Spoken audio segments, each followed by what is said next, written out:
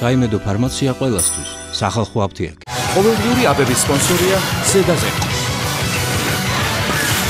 ზედაზე. აბა რა. გამარჯობა. მე ახალი დარბაზი მაინტერესებს. ასეთი არჩევანი, ხარისხი და რაც მთავარია დაბალი ფასი. მაგარია ბელუქსი.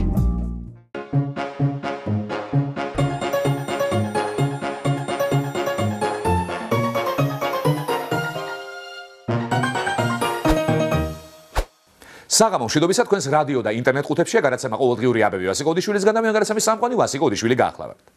IRI-ის კვლევას გავეცანი, ხო და მე შეიძლება მეც ქართული ოცნების რეიტინგივით არ დავეცე. ამიტომ წავალ დავждები. ვაიმე, ახლა ვიტირებ. ქართულ პოლიტიკაში ჩემი უსაყვარლესი მომენტი დგება, როდესაც მიდის რეიტინგების დატოლებები.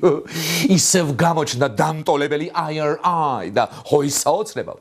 ბიზნესში მოგთხოვ პრემიეროვიჩი მოარიდო ეკრანს, რამე თუ ისეთი ამბავი უნდა ვამცნო, შეიძლება წნევა რეიტინგზე უფრო დაბლა დაუვარდეს.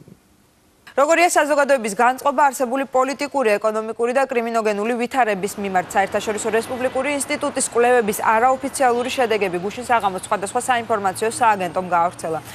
პარტიული რეიტინგები ამ ინფორმაციის თანახმად კითხვაზე დღეს რომ არჩევნები იყოს ვის მისცემდი ხმას, პასუხები ასე განანაწილდა. ქართული ოცნება 36%, ნაციონალური მოძრაობა 14%, თავისუფალი დემოკრატები 10%, ლეიბორისტული პარტია 6%, დემოკრატიული მოძრაობა 5%, საქართველოს პატრიოტთა ალიანსი კი 5%.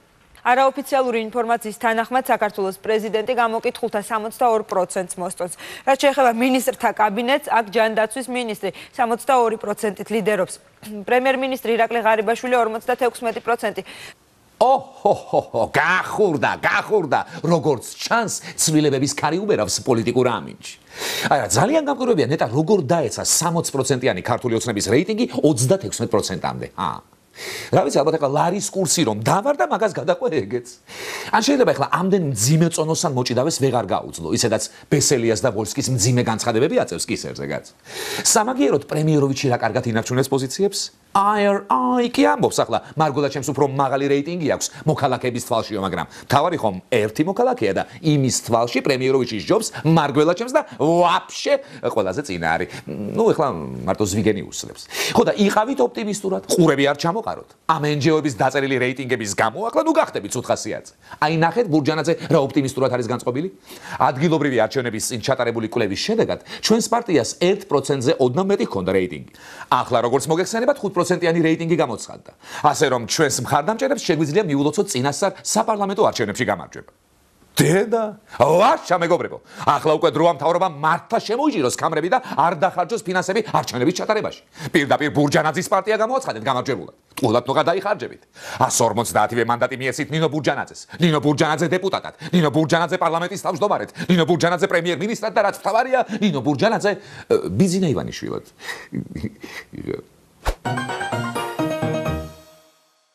ღარიბაშვილს ეუბნებიან, გაიგე, მარგველაშვილს შენზე მაღალი რეიტინგი ქონიაო.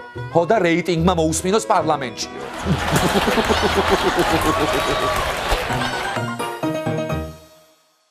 მთავრობა წუწუნებს, ვერ გავიგე რა ხდება ჩემს თავს. ლარი დაეცა, ტურიზმი გაუარესდა, ტარიფები გაიზარდა. ეს რეიტინგი რაღაც ჯანდაბამ შემიმცირაო, გაც.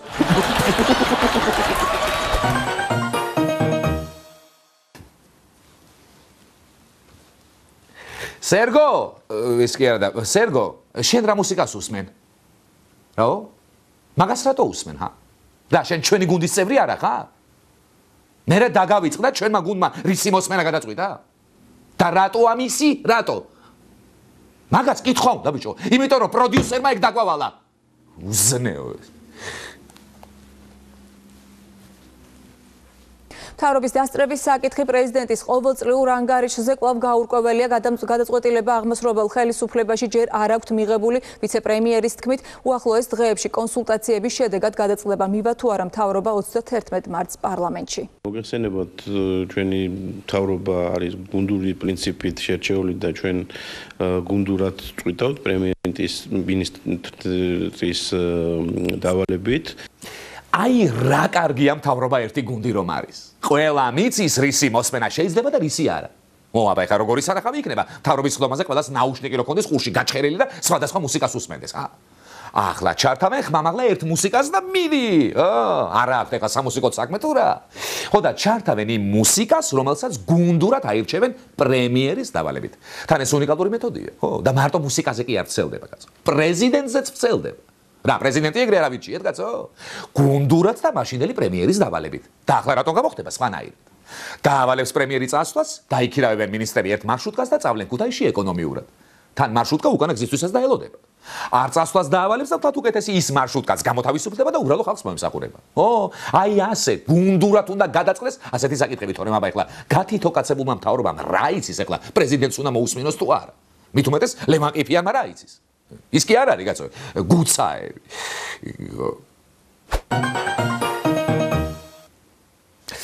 სერგო, აბა შენ თუ იცი რა განსხვავება საირმესა და რუსთავიორს შორის?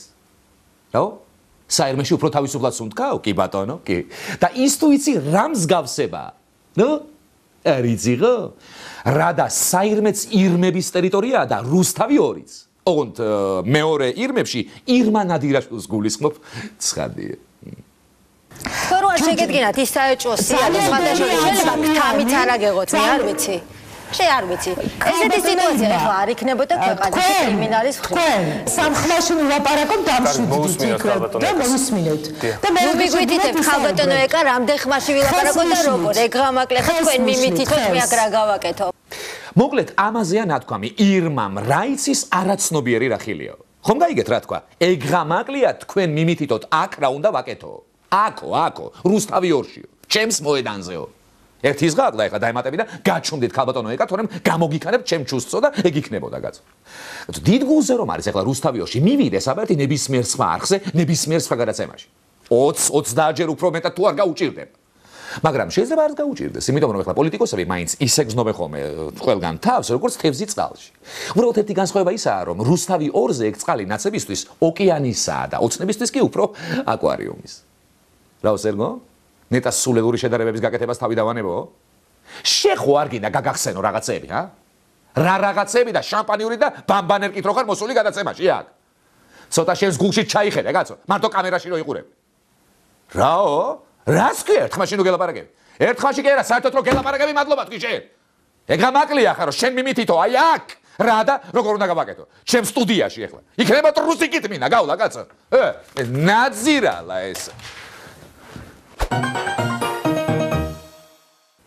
ტოქ-შოუ არჩევანის დასრულების შემდეგ ირმა ნადირაშვილი ეჭვობა გიორგი გაბუნიას. რამდენჯერ გითხარი ბესელიასნაირი ხალხი სახში არ მოიყვანო?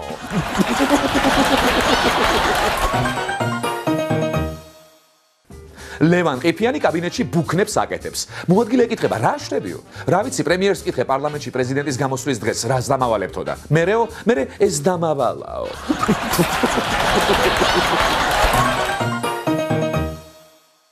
ეს გახლავთ გადაცემა ყოველდღიური აბები ვასიკოვიჩვილისგან. ნუ მიიღებთ სხვა აბებს.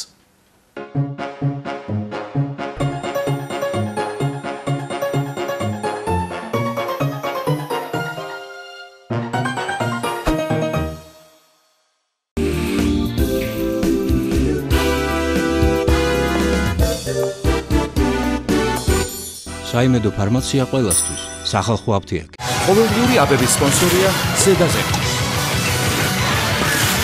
ზედაზე. აბა რა.